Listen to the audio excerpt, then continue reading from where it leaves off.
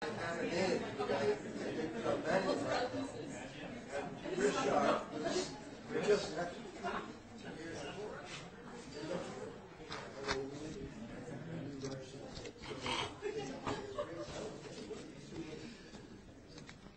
evening, ladies and gentlemen.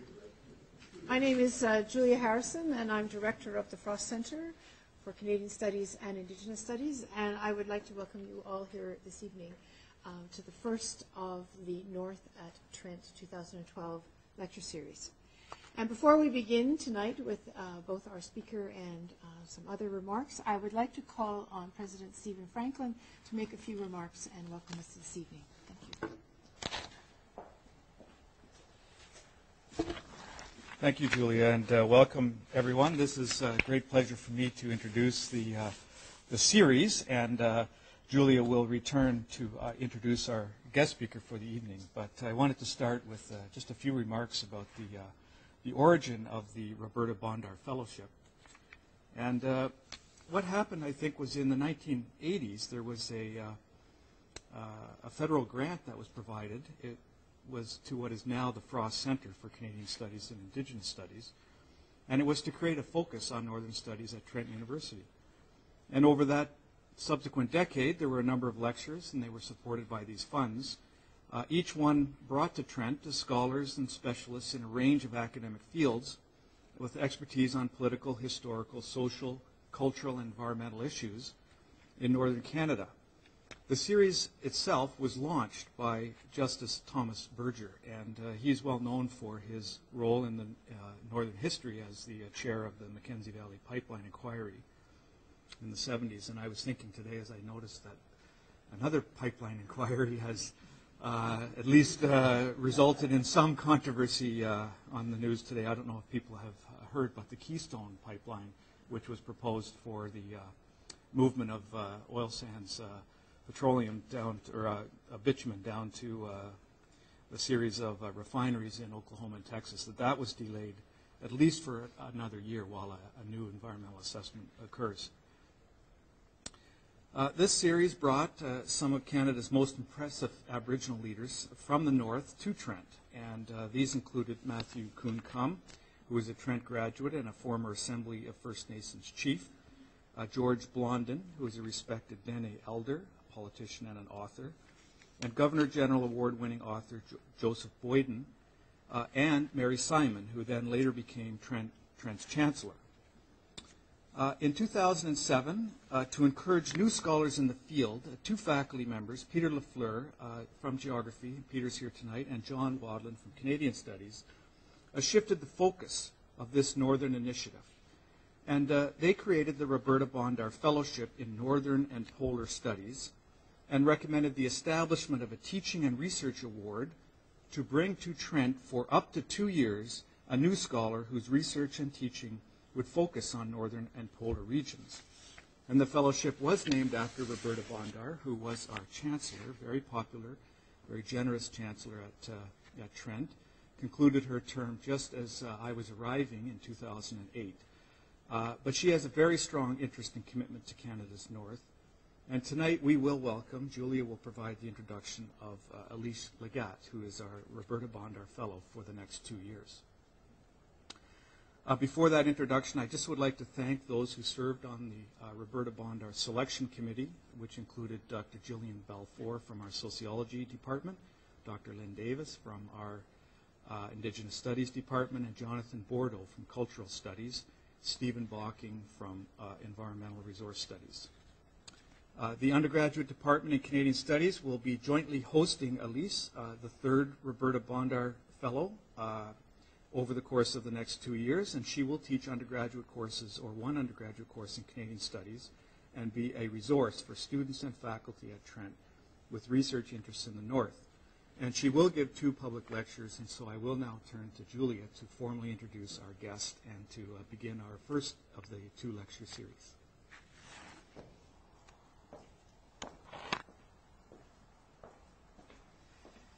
Thank you, Stephen. Stephen and I are holding this microphone, and Allice will be wearing it because we are being webcast to the globe as we speak, so it's all very exciting. But thank you very much, Stephen. I want to begin by acknowledging our thanks to the Roberta Bondar Fellowship Fund, the undergraduate department in Canadian Studies, the School of Graduate Studies, and Traill College. And I particularly also want to thank Kathy Scholl, who is the administrative assistant in the Frost Center, for all of her hard work and attention to making this evening and the entire North Lecture Series, which will unfold this term, I'm sure will come off smoothly, entirely thanks to Kathy. Tonight's talk is part of that series, but then we'll also be hearing at the end of the talk about the Northern Studies Colloquium, which is a student initiative, which is an important part of focusing and privileging work that's going on at Trent on the North. But on behalf of the Frost Center and the undergraduate program in Canadian Studies, who are hosting the third Roberta Bondar Fellow, I would like to welcome you all here this evening. Dr. Allice Legat was the unanimous choice of the selection committee for the third Roberta Bondar Fellowship, and she's an anthropologist who approaches her work from the premise that history, place, and knowledge systems are central to understanding and about how we live our lives. They are key to understanding cultural and social processes, and particularly at the community level. Allice Legat is committed to the principle that doing research that addresses community concerns will better inform academic and the sciences more broadly, and the theoretical understandings that they grapple with. In 2002, based on over 10 years' work, grounded in this philosophy with her work with the Klitscho, or formerly dog group communities, she began work on her doctorate. And in 2008, she received her PhD in anthropology from the University of Aberdeen, Scotland. Her thesis was titled "Walking the Land, Feeding the Fire, on Becoming and Being Knowledgeable Among the Klitscho Dene." She worked with Tim Ingold, and for those of you in the field of Northern Studies in the social sciences and anthropology will know of Tim's work, those of you in geography. And he also at Aberdeen has pulled together a very interesting and important collective of Northern scholars, which I think is a community that Trent should help think about emulating. Harvey Feit was, in fact, Allice's external examiner, which is important in this context because Harvey Feit spoke as part of one of the Northern Chair Lecture Series, so yet another Trent connection. In her dissertation, Allice explored what it meant to say, as the Elders did, quote, "To be knowledgeable is to be from the land." This work built on her MA in anthropology from the University of Calgary, which was on the political analysis of a Northern Canadian community, and she began her work with a BA in archaeology from the University of Calgary. As an independent scholar and consultant for nearly 20 years in the Northwest Territories, much of her work with the Klitscho community, she has worked on a wide range of projects. These include the development of traditional knowledge research and a monitoring in collaboration with the Klitscho community, which will be the substance of her talk tonight, documenting the rules and expectations governing behavior associated with caribou. She's worked on a project about place names and stories as indicators of biogeographical knowledge, and worked on a large project about the caribou, but particularly understanding caribou around what was then, back in the late 90s, the proposed Diavik diamond mine. She has taught in a range of institutions, the University of Aberdeen, Aurora College in the Northwest Territories, which at one time was teaching courses that, in fact, were accredited through Trent's Native Studies program. The University of Calgary, and she's taught anthropology courses there, as well as outreach courses on local reserve communities. And she's given a range of courses and seminars to various agencies in the government of the Northwest Territories. She has served as a cross-cultural advisor on the Mackenzie Valley Environmental Impact Review. She worked as a program and research director on traditional knowledge and heritage program with the Treaty 11 Council.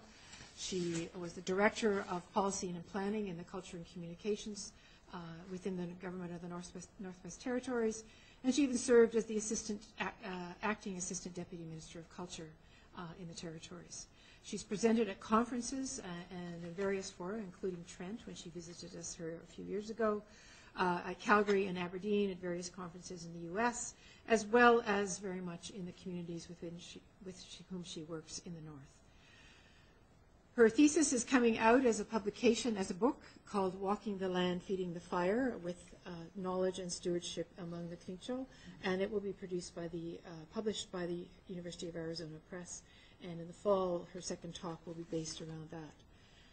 She has a wide range of papers published, many of them jointly authored with the community researchers she has trained, and with other academics who have traveled to the north to draw on her knowledge of working with Indigenous communities in the Northwest Territories for over 20 years.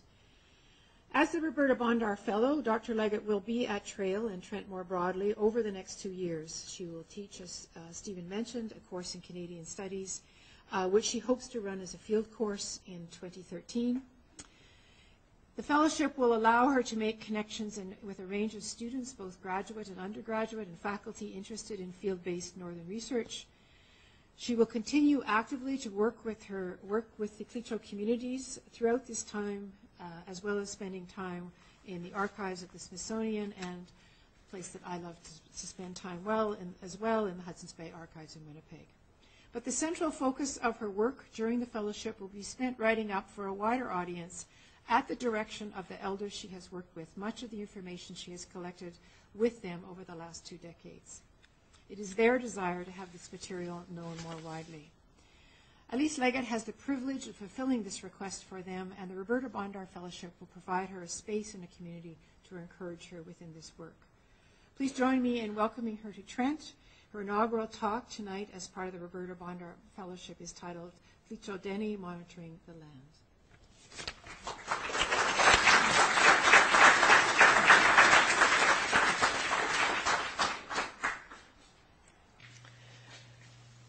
Thank you, President Franklin. Thank you, Professor Harrison. I would also like to thank the Gordon Foundation, who funded the Tlincho government, and the World Wildlife Fund, who funded the Wekisi Renewable Resources Board. These organizations made it possible for Camila Nitsiza, Madeline Chocolate, and I to discuss the traditional monitoring with harvesters and elders in 2009 and to design the program in 2010. I am sorry my colleague Rita Watrati, who is entrenched in the documentation of observations made through traditional monitoring, was unable to join me this evening. I would like to dedicate this talk to Harry Mantla, a Tlincho elder on the Regional Elders Committee with whom I work. Harry died suddenly of a heart attack the day before yesterday. He was a full-time trapper, hunter, and fisher who was dedicated to helping at school so young Tlincho could experience the Tlincho way. Although I am sad to be missing his funeral, I am very happy to be here this evening. I am enjoying Peterborough. I have not seen much, but I have walked along a couple of your trails. I've come to think of walking trails as an important way of knowing a place, as it allows me to experience and watch my surroundings. I have, since arriving, been confused by your streets. However, in being lost, I have come across some very interesting cafes and some very good secondhand bookstores. Thank you for the honor of speaking to you this evening as the third Roberta Bondar Fellow. Tonight I'm going to talk about the importance of listening to people who know a given environment. I will do this by discussing how and why Tlincho elders with whom I work decided to develop a program based on walking, watching, and sharing, often referred to in English as their traditional environmental monitoring system. This is a theme of discussion in the Canadian North, and in fact, I've heard similar discussions by Indigenous people across the circumpolar North, especially at climate change workshops. I will do this by first setting the scene, including the importance of place to identity.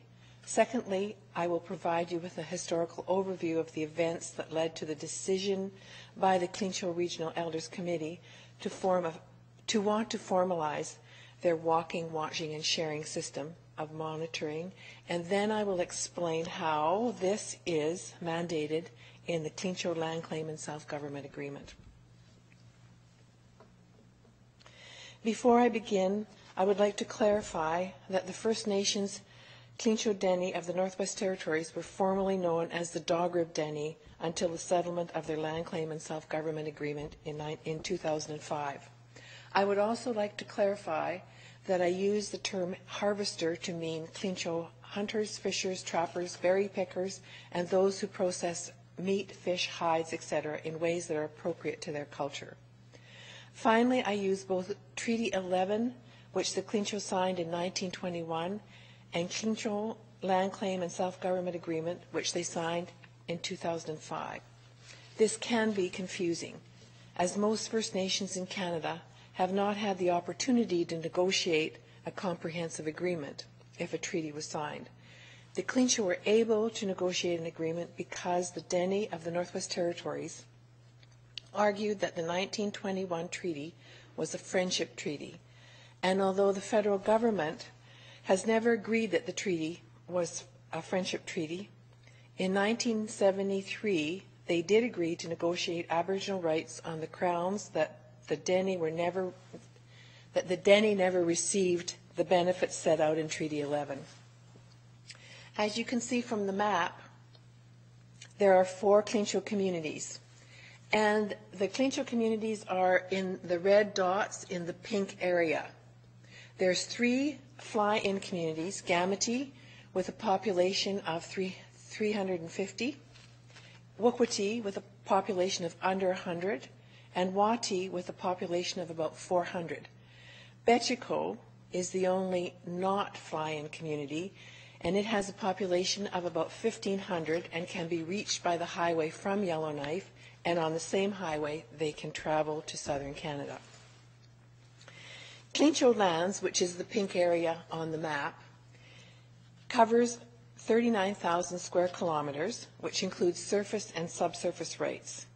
Wekizi, which is the area of the blue-purpley color on the map, is the area that is jointly managed by the federal, territorial, and Clincho governments through the Wekizi Renewable Resources Board and the Wekizi Land and Water Board. Montfouilloga-Deninkle, which is the large reddy area, encompasses the area Montfouille explained to the Federal Treaty Commissioner in 1921 was the place where they, the Clincho, belonged. This map is of the Clincho trail system within Clincho Neke, the place where the Clincho belong, and it is the same area as Montfouilloga-Deninkle.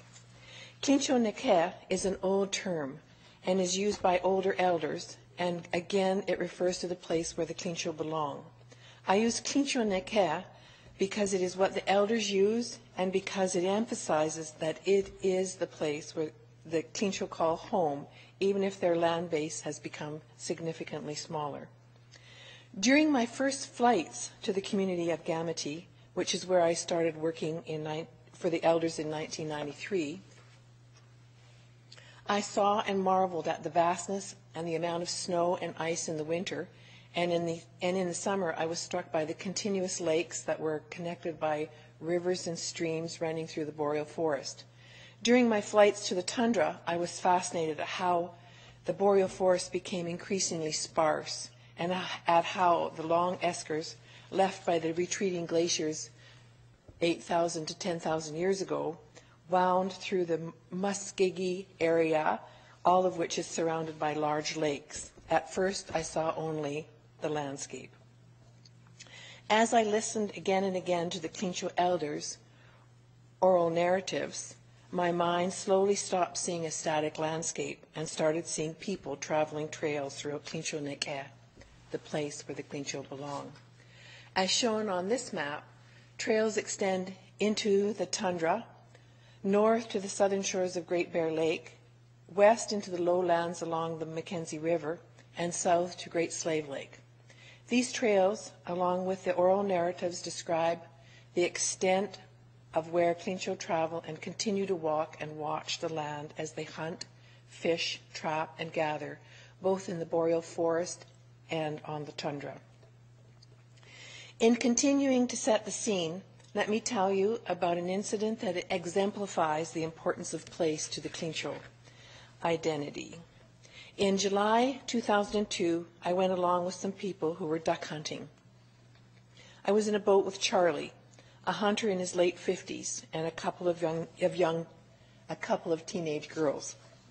The two young women were pressuring Charlie to take them to an island with the elders, take them to an island where the elders had always told them that they should stay away from in order not to bother those who had died there.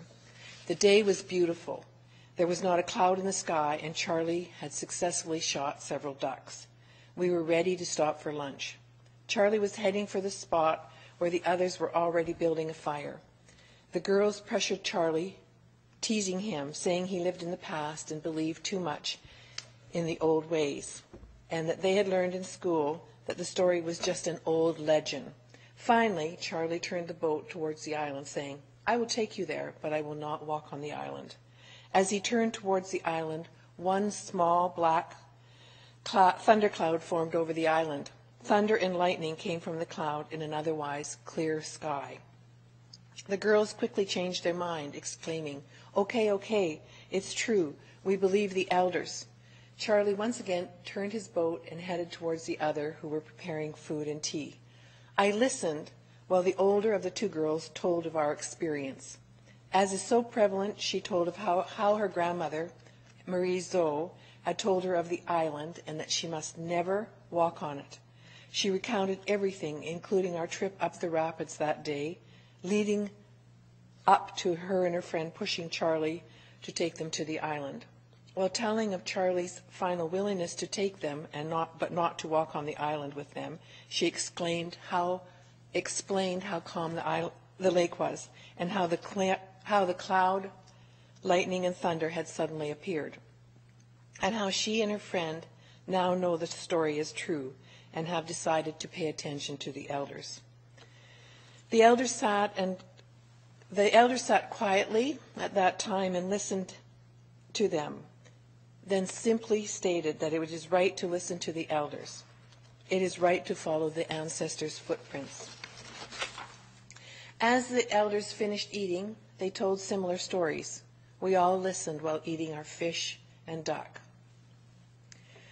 Philip Zoe, one of the girls' father, shared his experience of seeing the northern lights go into the water and cause a whirlpool when he was traveling on a lake north of Gamity, and how Zimmy, the leader, told them to go ashore so that the interaction between the spirits of the northern lights and water could be left alone.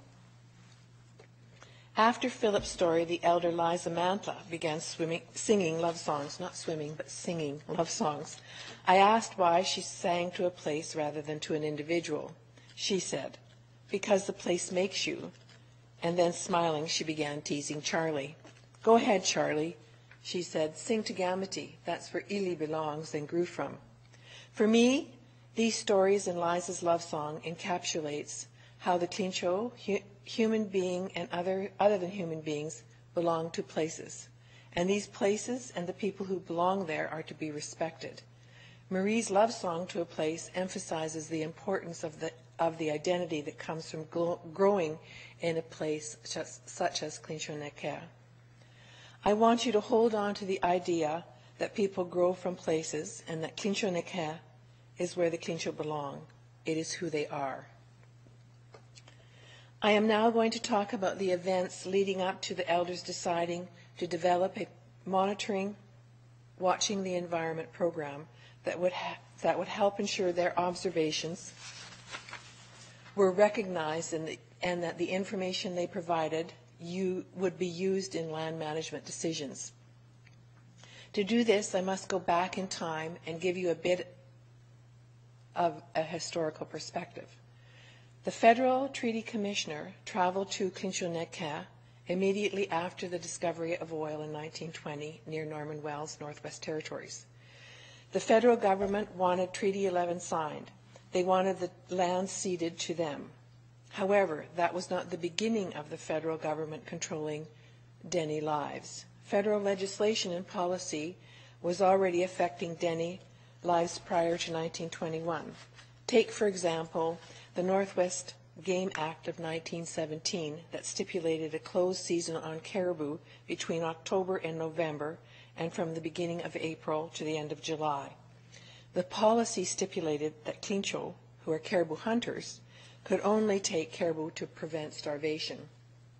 In conjunction with this, the Migratory Bird Convention Act, also of 1917, effectively denied native northerners legal access to most species of game birds that they depended on during the spring and fall when caribou were unavailable, and it was difficult to get their fish nets into the water due to the fall freeze-up and spring break-up.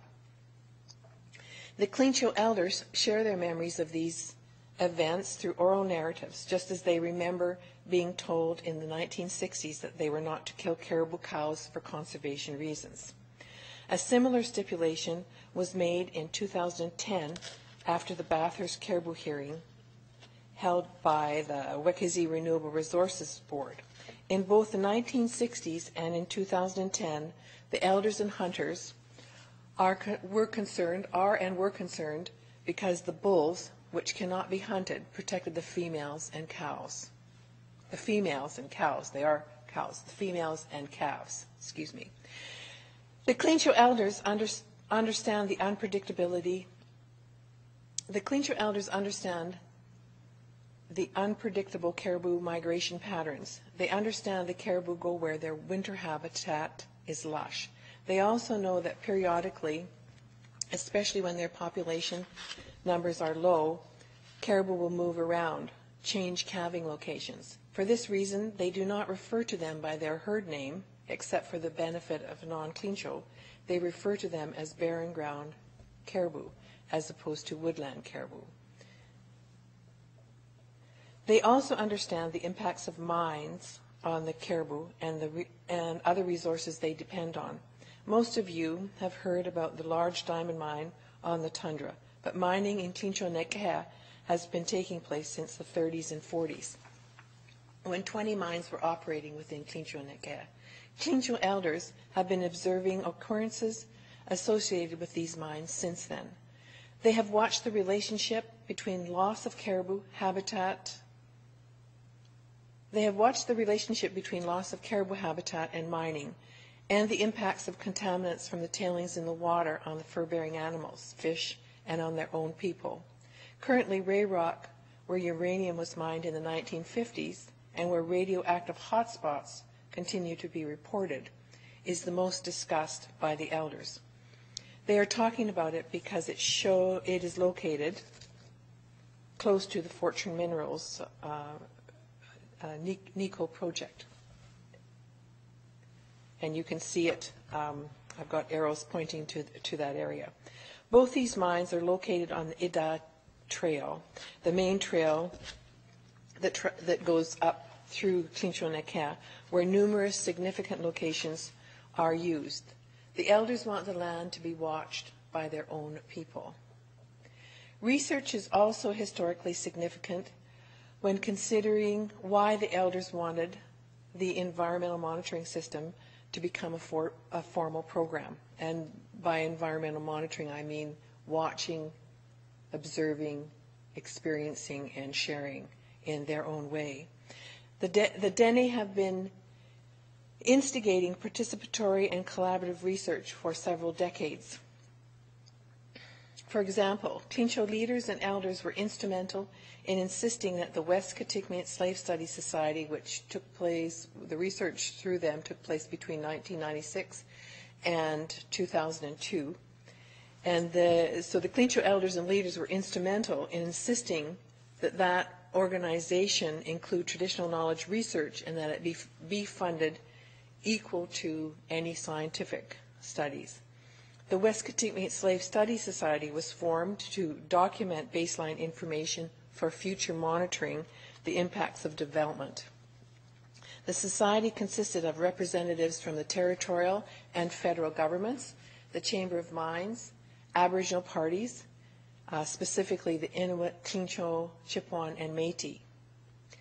Now, also in discussing research, it's important to remember that anthropologists such as June Helm and Joan Ryan, who began their work with the Klingcho in the 1950s in Wati, were also instrumental in how the elders from the Regional Elders Committee wanted work done and why they wanted this monitoring program in place in a formal way. Both Helm and Ryan were immediately recruited when they went to Wati to assist young people with their reading and writing skills so that they could stay home with their families instead of going to the federally approved Catholic residential schools. So in addition to doing their research, they were involved in the community by supporting what the community needed. And it is also important to remember that the elders remember these researchers as being people that were committed to informing community members about their research, and that they both supported the communities in their endeavors to deal with the federal government and related impacts on Klingcho Necker, especially those that occurred in the 1960s, with the new highway that connected Yellowknife and Betchico and connected the south to the north, the Northwest Territories, and as well as government policies relating to renewable resources and social services. Both Ryan and Helm supported local people to carry out their own research. Helm designed field research to be carried out by local people, while she worked with the Indian Brotherhood of the Northwest Territories, now the Dene Nation. The project's aim was to reestablish Dene control over land use and development through negotiations and the judicial process.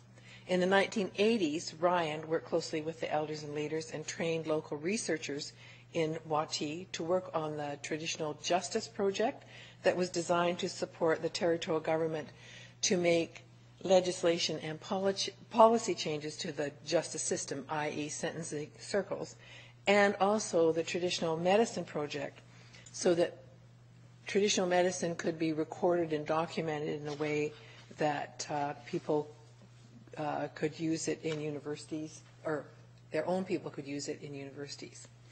And people would recognize it for what it was, for what it is. And yet another example of practicing and practical research in Klingcho Necker is associated with Leslie Saxton, a linguist from the University of Victoria.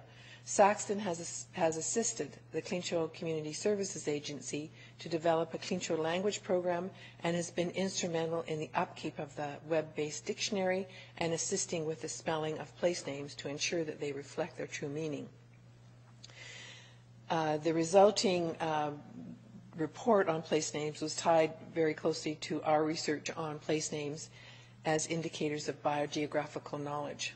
Within this framework, research framework, I was involved with a traditional governance project that was done at the same time as the Klingcho Agreement was being negotiated, and 2 research projects designed for future environmental monitoring. These were the elders' knowledge of caribou migration and the state of caribou habitat, and the Place Names Project, all of which were projects initiated by the elders, and I was brought on to train research and to train researchers and to formalize the research process in their communities. The Klingcho elders' experience with academics has been a good one, because they have been people who are interested in using their skills to support what communities want. They have not experienced they've experienced very few who want to rush in, do a short-term project, and rush out again. The information I have just given you is what the senior elders remember when they asked in 1999 to meet with 4 elders and 2 harvesters from each community. They requested that the group be half men and half women from each community. When the ice roads were opened between the communities, the group traveled to Gamati. We met in the elder Romy Watrati's cabin for 4 days. They talked with a focus on their concerns about development, the increase in number of forest fires, and the lack of respect for the other than human beings, which was for the elders obvious given the location of development in the habitats needed for the survival of these beings. And they were particularly concerned with the key areas where the development was occurring that the caribou used in the summer, where the calves put on weight, and so do the cows. This group, the Elders Regional Committee, as well as the additional elders and the harvesters from each of the communities, was also concerned that decisions were being made based on data collected from plane-based surveys and satellite collars on caribou. They thought scientists were becoming too disconnected from the land, did not walk on the land, so they could not observe, could not really know. They thought science provided limited understanding of the relationship and interconnectedness of all beings. Please note that the elders do not dislike science. They respect science. They just think it's limited. They focused on caribou through these discussions. They were concerned that many people no longer respect caribou, of which knowing caribou is key. This group of elders and harvesters thought that if people really knew caribou, they would not be building mines where the caribou needed grasses, sedges, and lichens for themselves and the calves to grow strong. They felt that when walking and watching, indicators of impacts on the land would be recognized early and then could be dealt with more efficiently. They exemplified this by talking about the dust and airborne pollutants that settled on plants and in the water. On the fourth day, this group of elders and harvesters decided to take action to deal with their concerns. The elders wanted the harvesters, both men and women, to watch and share their observations and experiences in a more formalized process. They wanted to hear from the harvesters how the tracks of caribou looked, as well as the trails of the caribou. They wanted to know from the harvesters when the caribou last passed through an area, what vegetation was in their stools, if they were using particular trails, what they were finding in the caribou that they were hunting, what was in their mouths, what vegetation was in their mouths. They wanted to hear about the hides and the meat from the men and the women. They wanted to hear about the fish that they depended on when the caribou were not available. Of course, the elders were already hearing all of this information. So what they really wanted to hear when the younger generation was, they wanted to hear this when the younger generation could also be documenting it, so that the younger generations could be hearing it as well. They wanted what the harvesters were observing documented. And they wanted the younger generation to document what the elders had observed in the past, so that they could think about what was in the past and what was in the present. And they wanted everyone to learn from each other, so that the oral narratives would be meaningful. And they wanted them to continue sharing the oral narratives of what they had observed, even if they were being documented, because they wanted them to be continually going around the community. Charlie, the same hunter who had taken us duck hunting, said, "I know places." He was at the meeting, and what he said was, "I know places from my father. Other men my age know places I have only heard stories about. If we are to go to other regions to observe the land, the elders and hunters who know the place will have to walk with us, so that we also can know, so we can pass the knowledge on to those of the next generation." That was a common theme.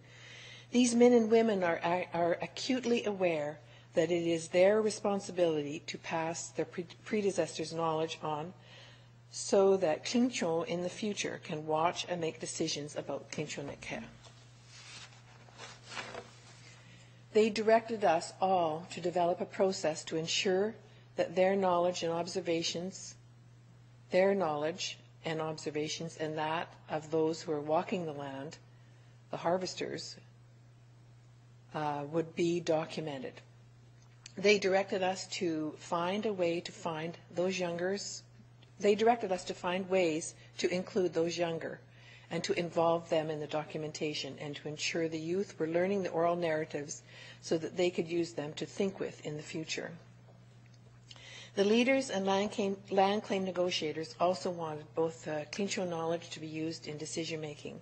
The the legislated Clincho Land Claim and Self-Government Agreement states that both scientific and Clincho knowledge be used in management plans associated with wildlife, plants, and forest management, and the management of protected areas, if available. They're supposed to both be used if available. The challenge, and although it's available in oral form, when you get to a hearing, you need that information in a written form, and the elders were very aware that that's what they needed to do, is to take that step and use their own people to put it in a written format. The challenge to using their knowledge in the environmental management are numerous. However, for the elders in 1999, there was one that was pressing. Across Canada, traditional knowledge is tacked on to scientific studies. And you can see here, I've got the process in this slide where you actually have the caribou. You put the collars on the caribou. It's scientists putting the collars on the caribou. And you might take some young Aboriginal people along with you and one or two elders. You then look at where the caribou have traveled, and in this case there were 6 cows, and then you look at the distribution, and then you make decisions. You provide that information to the management boards, and they make recommendations on which decisions are made. So as you can see in this slide, the current process is to take an elder along and some youth so that they can learn scientific knowledge and also listen to their elders in the context of scientific research, integrating traditional knowledge and science.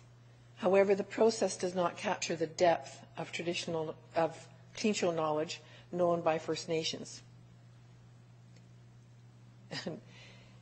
However, let me just repeat that. However, the process does not capture the depth of knowledge known by First Nations about the land. The process simply means that they are going along to help and learn.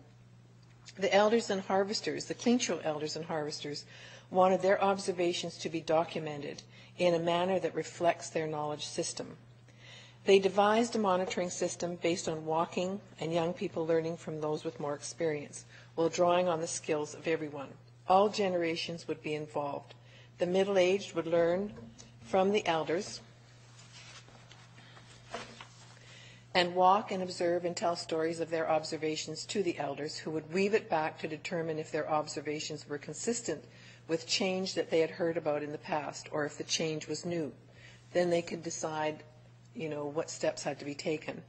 Those younger would hear the narratives, providing them with the information that would enable them to walk the land in their predecessors' footprints in the future. So you can see that process right here. There's the caribou, and then the elders or the hunters watching it. There's some harvesters, both men and women. There's some young people working on documenting it, and there they are at the top, all the elders going back and talking about it. There's also maps through GIS that are made nowadays.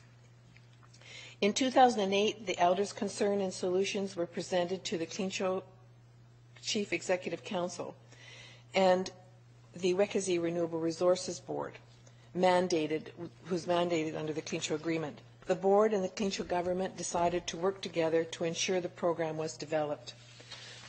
After the Bathurst Caribou hearings held by the Wekasi Renewable Resources Board in 2010, they recommended to use both the GNWT and the Clincho government. They recommended to both the GNWT, the Government of the Northwest Territories, and the Clincho government that both science and Clincho knowledge be used to monitoring the caribou using the traditional methods suggested by the elders. So you can see the process here. The process has been set up and the work has begun. Walking and watching the land, however, is not about boxes and lines. It is about two very good knowledge systems and how the people involved go after understanding and solving problems.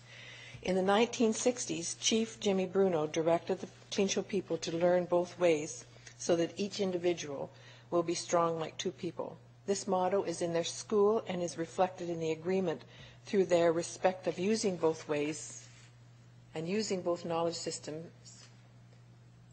the one of the dominant society and their own knowledge system, the use of TK and scientific information.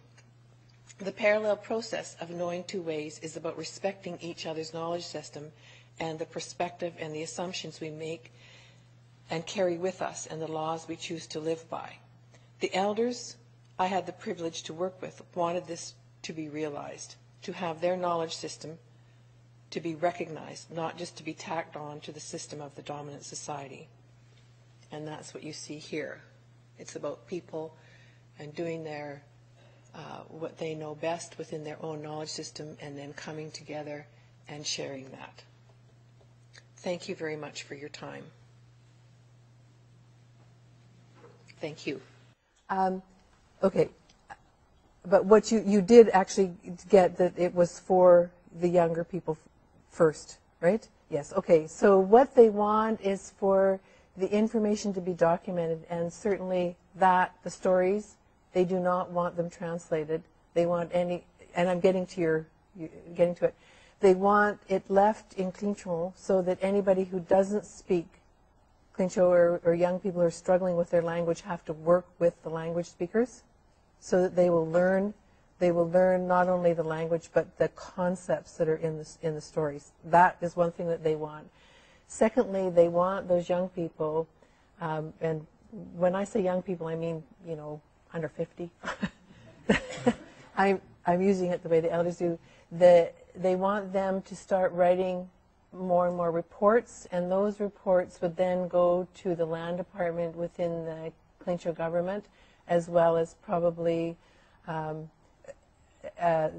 the land department would distribute them to whoever needed that information, like the boards, is sometimes industry.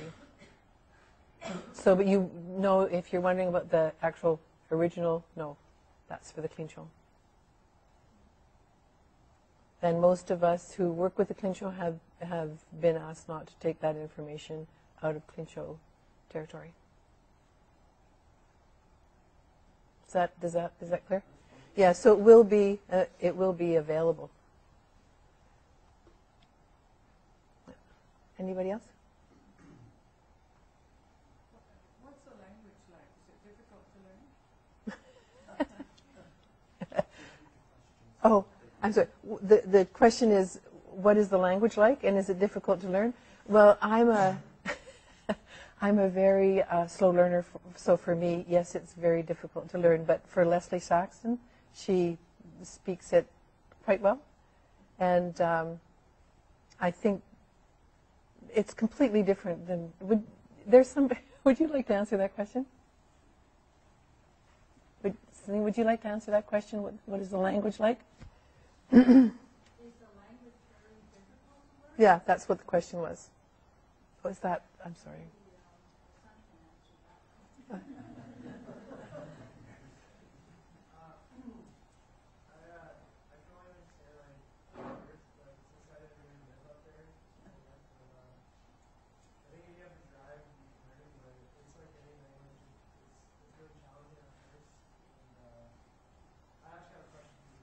Okay, let me just repeat that, okay? And the answer, of course, was that it is difficult because it's completely different than what we know. But if you have the opportunity and the drive, that it's possible to learn it. Personally, for me, if I was to learn it, and I would like to still do this, is to go off with somebody who does not speak English for 3 to 6 months, and I think that I would learn it because I like talking. So, okay. Hey, your question? When was the last time you were in the north, and what do you see as the future and the direction of the large population of the people that are in my generation that are under 25?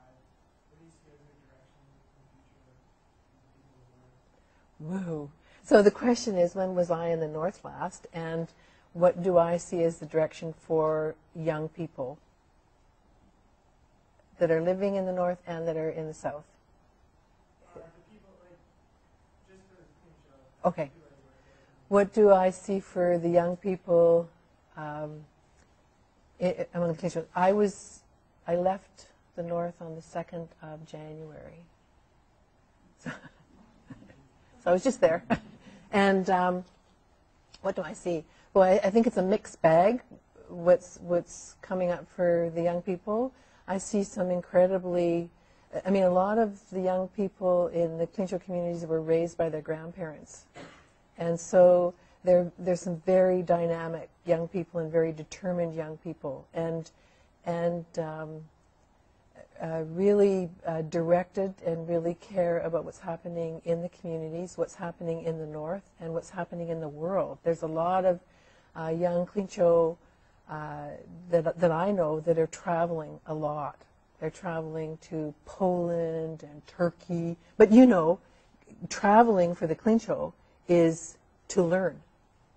I mean, I didn't talk about that, but I mean, when you travel, you're learning and you're experiencing and you're learning about other people, and then you bring that back and you tell the stories.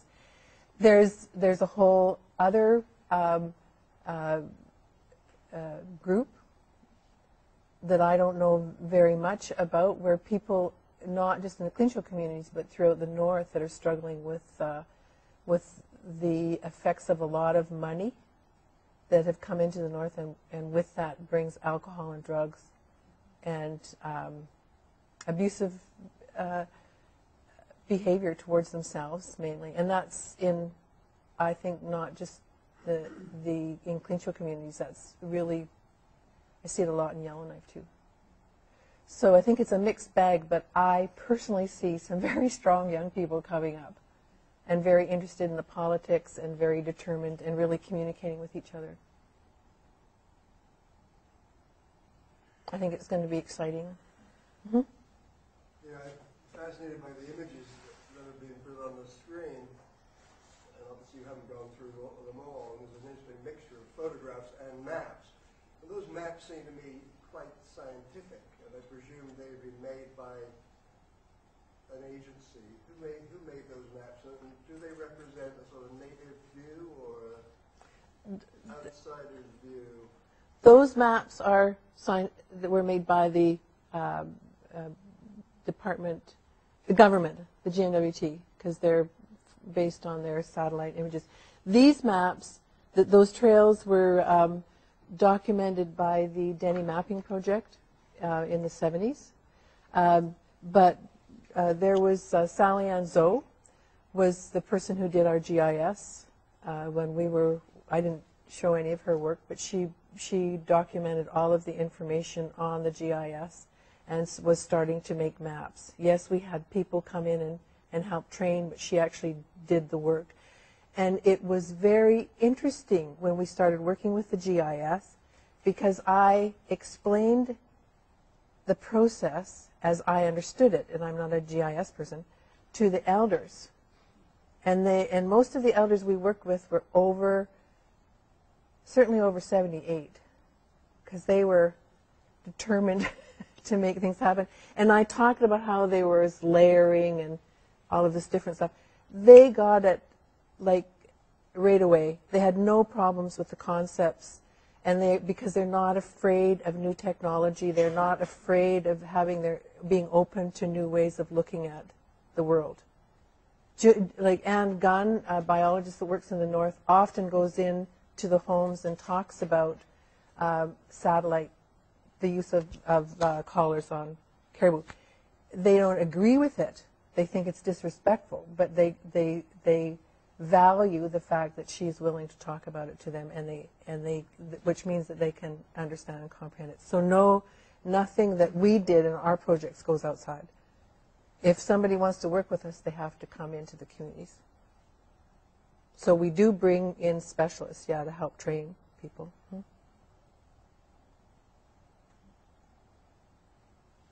Yes? This is going to be a difficult question to say to the camera, so apologies.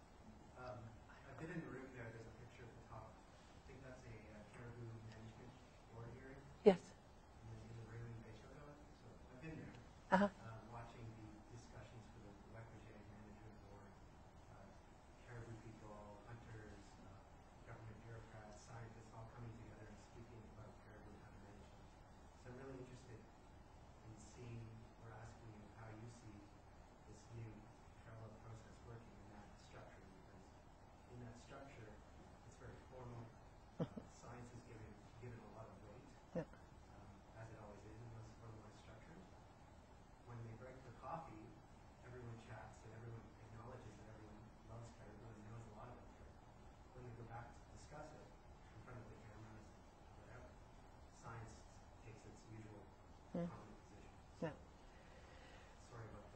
No, that's interesting.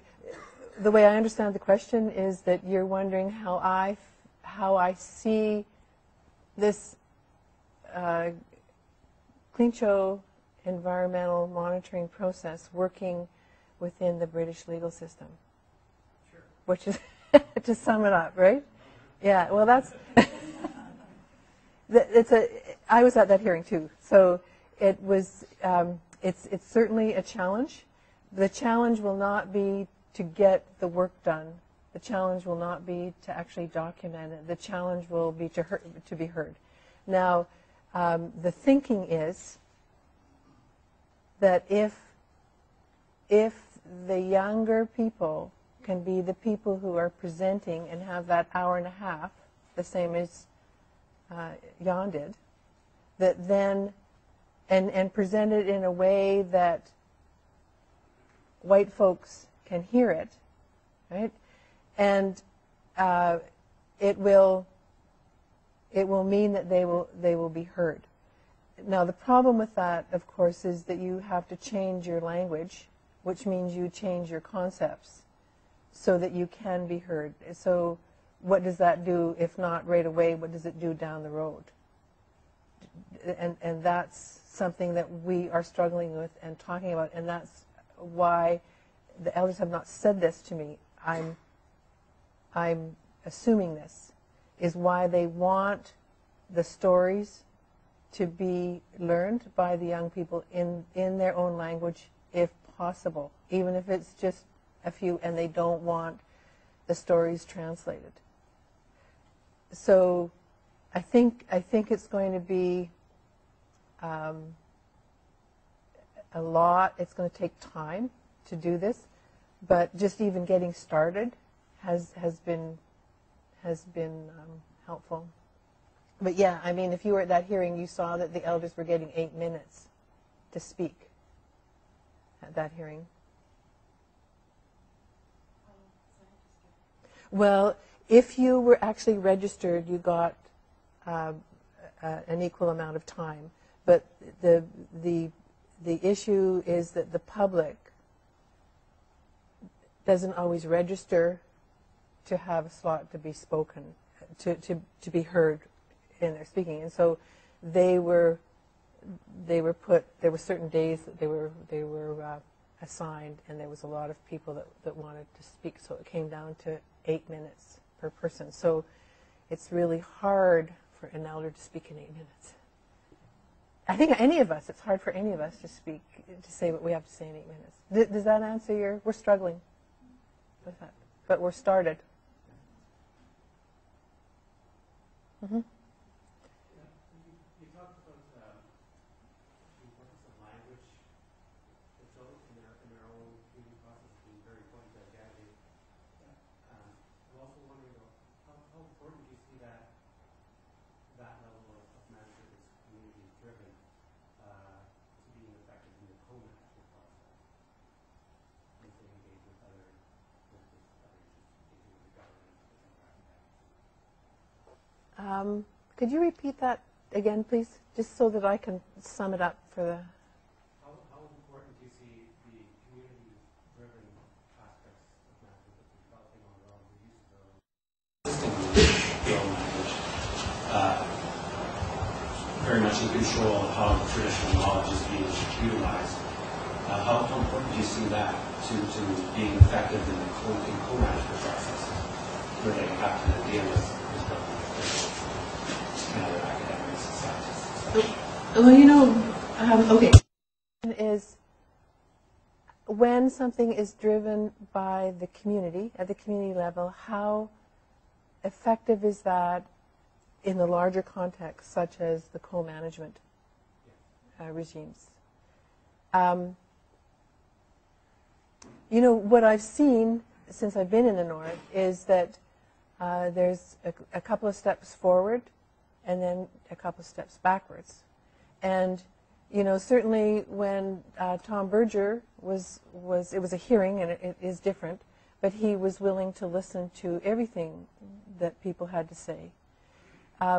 We seem to be, this period of our time here on Earth seems to be very rushy. and we don't have time to listen to each other. And so right now, I think that a lot of the traditional knowledge is being done for, okay, we have to do that because it's one of the rules and regulations that we have to do, and we have to listen to that. But I think that with processes like this happening at the community level, it will continue to push, and there will be, I think there will be change when people actually see that it brings to the table information that maybe wouldn't have gotten before that, we wouldn't have gotten if we hadn't listened. But I think that it's going to be something that we can't give up on. I think it's going to be a long road. But now listen, I didn't say this in my talk, and I'm not sure why I didn't. The WRB, the Wekisi Renewable Resources Board, made recommendations to both the Clean government and the GNWT that this process needed to be used for monitoring caribou now. So they too recognized that 8 minutes was not enough.